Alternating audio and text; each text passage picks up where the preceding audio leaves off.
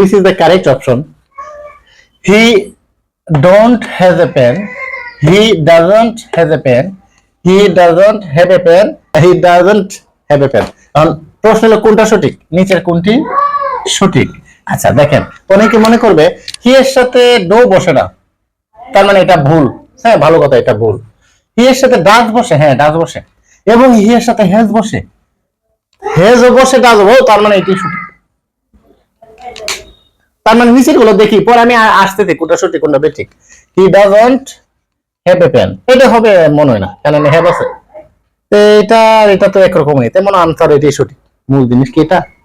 দেখেন মূল জিনিসটা কি দাঁড়াইছে এখানে। হি ডাজন্ট, ঠিক আছে, এখানে এইটা ভুল। এটা ভুল কেন জানেন? এখানে আমরা জানি যখন ডাজ এর সাথে আমরা নট সংক্ষিপ্ত ভাবে বুঝাবো, তখন আমাদেরকে অ্যাপোস্ট্রফি, এই যে লোপ চিহ্নটা আমাকে দিতে হবে, যেটাকে ইংলিশে অ্যাপোস্ট্রফি বলে, বাংলা লোপ চিহ্ন। যেহেতু এটা সংক্ষিপ্ত আছে, এখানে যেটা চিহ্নটা দেয় না, এই জন্য এটা কাটা, ঠিক আছে। আর এটা মনে রাখবেন, ডো ডাস ডিড এরপরে বেস ফর্ম বসে, মনে থাকবে। ডো ডাস ডিড এর পরে কি বসে? Base form.